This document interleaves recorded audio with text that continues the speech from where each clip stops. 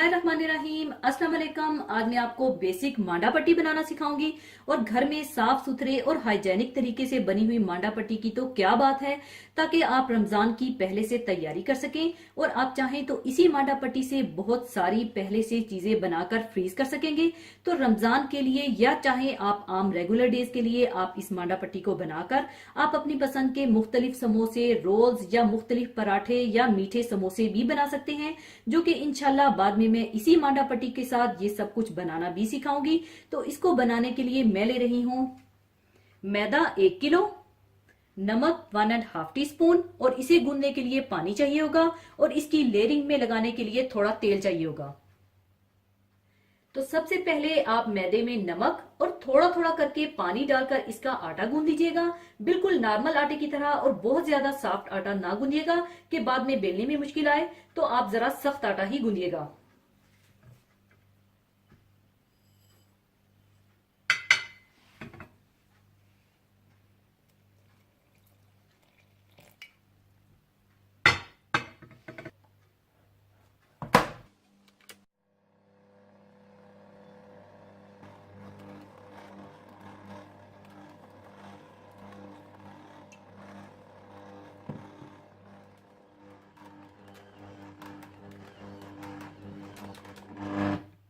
अच्छा सा आटा गूंदने के बाद इसे आप कम से कम आधे घंटे के लिए कवर करके छोड़ दीजिएगा।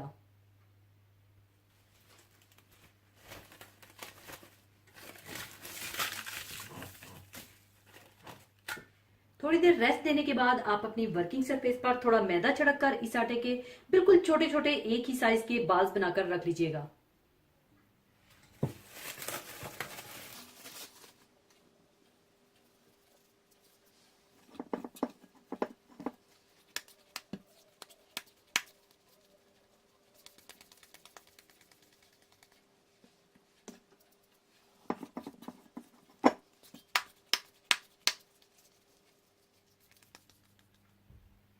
सारे छोटे छोटे बाल्स बनाने के बाद नीचे थोड़ा मैदा छिड़क कर इसे आप बेल कर छोटी छोटी पूरियां बना लीजिएगा।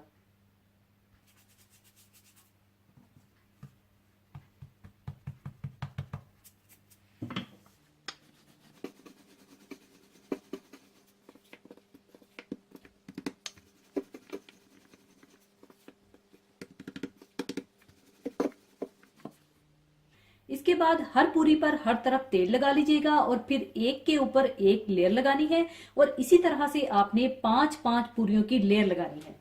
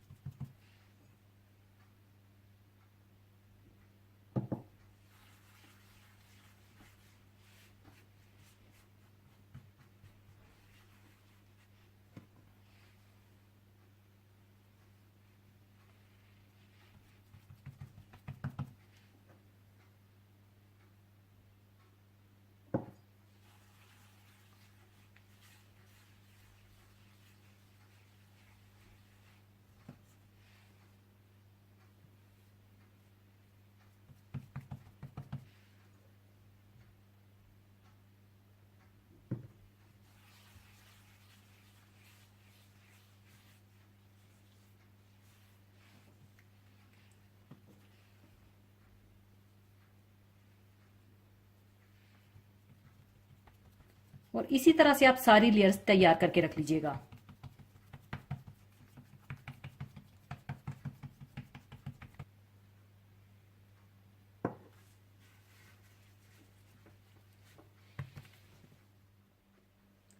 सारी लेयर्स बनाने के बाद आप तवे या पैन को गर्म कर लीजिएगा और आपने इस बात का ख्याल रखना है कि आपका तवा या पैन बहुत ज्यादा गर्म नहीं होना चाहिए, क्योंकि अगर पैन ज्यादा गर्म होगा तो ये ज्यादा पक जाएंगी और रोटी की तरह हो जाएंगी। इस पर फूल भी नहीं आने चाहिए और इसे आपने ब्राउन नहीं करना, बस इसे आपने सेकना है और इसके बाद आप इसकी बड़ी रोटी बेल लीजिएगा और तवे या पैन में सेक लीजिएगा।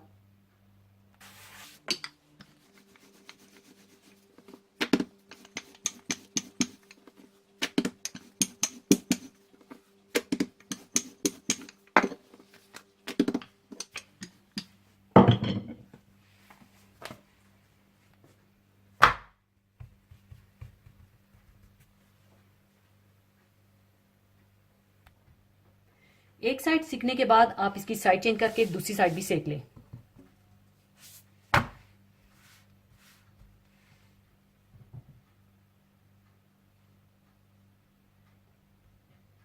और इसे सेकने के बाद आप इसे उतार लीजिएगा।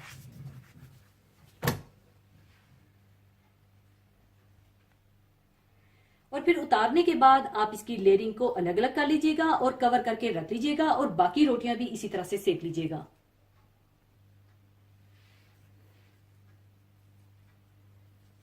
और इस तरह से आप इन्हें अलग अलग कर लीजिएगा।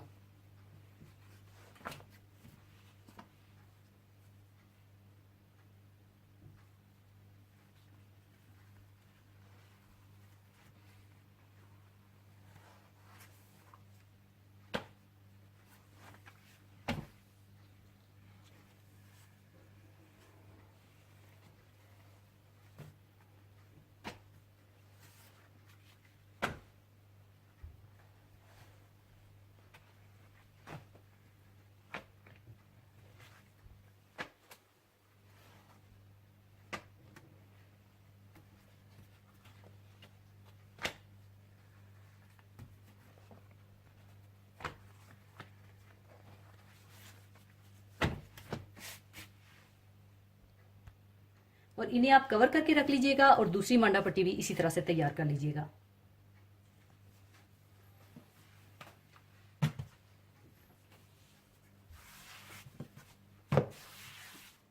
और अब मैं आपको इसकी कटिंग करना सिखाऊंगी कि आप किस तरह से इसकी कटिंग कर सकते हैं। और अगर आप थोड़े बड़े समोसे बनाना चाहते हैं तो आप इस तरह से कटिंग कर लीजिएगा।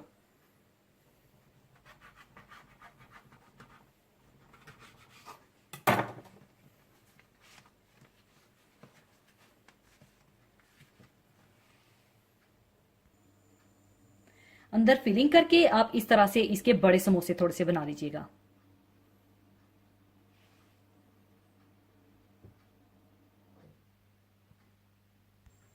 और अगर आप थोड़े छोटे या बाइट साइज के समोसे बनाना चाहते हैं या रोल्स बनाना चाहते हैं तो आप इस तरह से कटिंग कर लीजिएगा।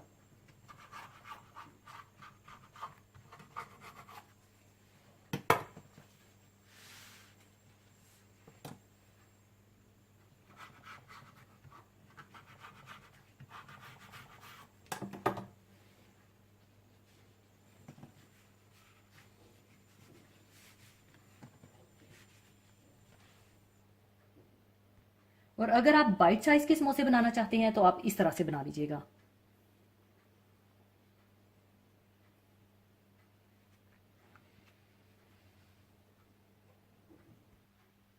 और अगर आप रोल्स बनाना चाहते हैं तो अंदर फिलिंग करके इस तरह से आप बंद कर लीजिएगा।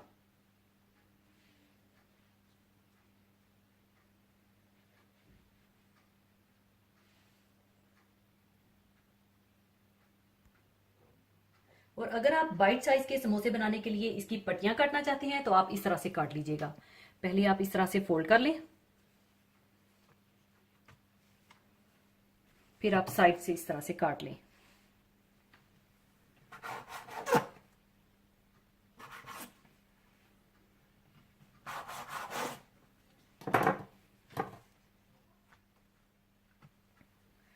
फिर आप इस तरह से फोल्ड करें और फिर दोबारा साइड से काट लें।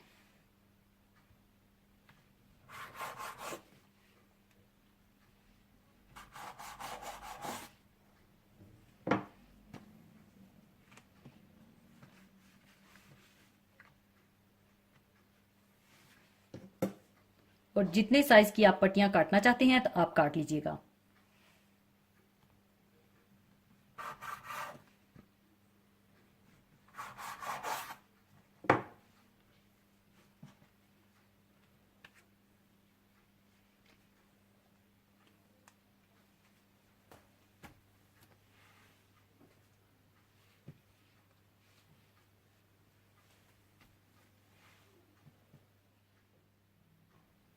और ये जो कानज को काट कर अलग किया है इसे आप बिल्कुल भी मत फेंकिएगा। इसे आप फ्राई करके पापड़ी की तरह चाट वगैरह में इस्तेमाल कर सकते हैं। लीजिए, मांडा पट्टी तैयार है और इसे आप कवर करके कम से कम 1 महीने तक फ्रीज भी कर सकते हैं। और अगर आप इस समोसा पट्टी में फिलिंग करके फिर फ्रीज करें तो कई महीनों तक या तकरीबन 3 से 4 महीने के लिए आप फ्रीज भी कर सकते हैं। और इसी मांडा पट्टी से आप मुख्तलिफ समोसे, रोल्स या मुख्तलिफ पराठे या मीठे समोसे भी बना सकते हैं, जो कि इंशाल्लाह इसी मांडा पट्टी को इस्तेमाल करते हुए मैं आपको बनाना सिखाऊंगी, ताकि आप अपने घर में रमजान के लिए पहले से तैयारी कर सके। तो जरूर बनाइएगा और मुझे दुआओं में याद रखिएगा। और जाने से पहले एक हदीसे पाक शेयर करना चाहूंगी। हदीसे पाक इस तरह से है। हजरत अनस रजी अल्लाह ताला अन्हो से रवायत है कि रसूलुल्लाह सल्लल्लाहु अलैहि वसल्लम ने फरमाया कि तुम में से कोई शख्स मोमिन नहीं हो सकता जब तक कि उसको अपने माँ बाप, अपनी औलाद और सब लोगों से ज़्यादा मेरी मोहब्बत ना हो। इंसान का ईमान उस वक्त ही मुकम्मल हो सकता है और एक मुसलमान पूरा मोमिन तब ही हो सकता है कि दुनिया के तमाम आदमियों से, हत्ता कि अपने माँ बाप और अपनी औलाद से भी ज़्यादा उसको रसूलुल्लाह सल्लल्लाहु अलैहि वसल्लम से मोहब्बत हो और वो अपने सारे ताल्लुकात और ख्वाहिशात को रसूलुल्लाह सल्लल्लाहु अलैहि वसल्लम के ताल्लुक पर कुर्बान कर सके, जिस तरह सहाबा इकराम रज़ी अल्लाह ने कर दिखाया। अल्लाह ताला हम सबको भी रसूलुल्लाह सल्लल्लाहु अलैहि वसल्लम की हकीकी मोहब्बत अता फरमा दे, आमीन। इसी के साथ मैं आपसे इजाज़त चाहूँगी। अपना बहुत ख्याल रखिएगा, दुआओं में याद रखिएगा। अल्लाह हाफिज़।